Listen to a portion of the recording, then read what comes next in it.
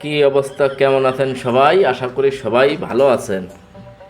আর ভালো থাকাই ভালো। হ্যাঁ, আজকাল ভালো থাকাটাই অনেক কষ্টেকর। যারেই বলি সে মনের ভিতর কষ্ট রাখে, বলে যে হয় ভালো আছি, কিন্তু সে ভালো নাই। তারপরেও কাজগুলোর ক্ষেত্রে বলতে হয় যে হয় ভালো আছে।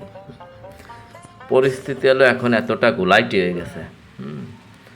এই যে সকাল সকালে উঠে সাইডে যাচ্ছি কিংবা যাব, এতে কিন্তু আমি ভালো নাই।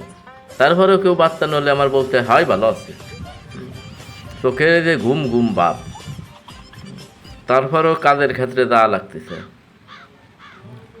7টার সময় উঠে। তাও মানুষের বিভিন্ন আকারের কষ্ট থাকে, দুঃখ থাকে। আসলে সেই কষ্ট দুঃখ ভেদ করে যে চলতে পারে সেই মানুষ কিংবা সেই ভালো থাকে। আর এই কষ্ট দুঃখ ভেদ করে যা মানে বিরাট বড় একটা ব্যাপার। যাদের মধ্যে এই জিনিসগুলো আছে তারাই কিছু না কিছু করতে পারে কিংবা করতে পারবে। যাদের ভিতর নাই তারা কিছু করতে পারবে না আমার মতন। আমার তো মনে হয় যে পৃথিবীতে যদি কোনো অলস থাকে তার সে শ্রেষ্ঠ অলস হলো আমি। হ্যাঁ, যে অলসের কোনো মা বাপ নাই। আমার এই যে হেলতে একটু গাইটি যাচ্ছিও কেমন যেন কষ্ট লাগে, এত বড় খারাপ ঠেকে নিজের ভিতরে।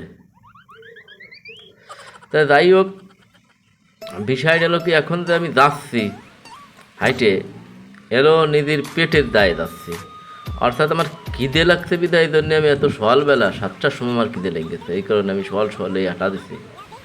হাইটে দেখি যে সাইড দিয়েও দেখা গেল, ঘোরা হয়ে গেল, আবার ওখানে হোটেল রয়েছে, হোটেলেও ভাত খাতে হবে, এই উদ্দেশ্যেই যাচ্ছি। আলু ভর্তা ভাত রেগুলার চলতেছে, আলু ভর্তা ভাত ডাল।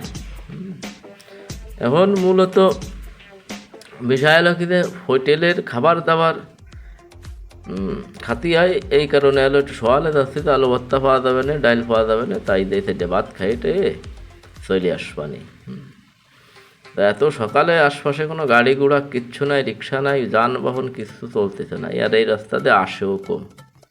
যদি একখান বাস আসতো, বাসে উঠেও দেখা যাচ্ছে যে কারখানায় উঠে চলে যেতাম হুড়ুত করে, কিন্তু তাও না, সকালবেলা না, এই কারণে এখন আর আসতেছে না।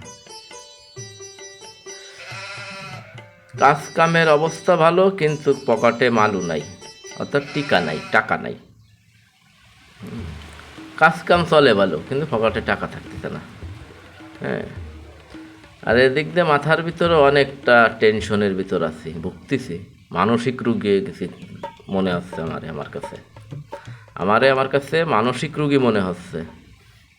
মানে এই রোগের কোনো আরই নাই, শেষ নাই মনে হয়। টেনশনে ভুগতেছি, বাড়তি একটা পেড়ার ভিতরে আছি।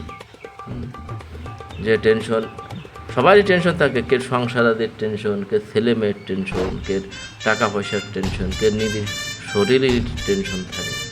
হ্যাঁ, আসলে এই টেনশন, এই ফিলি চলতে চলতে মানুষ একদিন টেনশন ফ্রি হয়ে যাবে, সেই দিন আর কোনো টেনশন থাকবে না।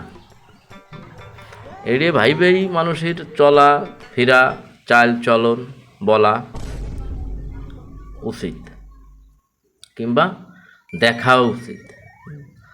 তাই যাই হোক, এই সকালবেলা যাওয়ার সময় কোনো কথা বাড়াবো না মানুষের সাথে। তো এখন রওনা দেওয়া যতক্ষণ হয়েছে তা হয়েছেই, আর কি করা।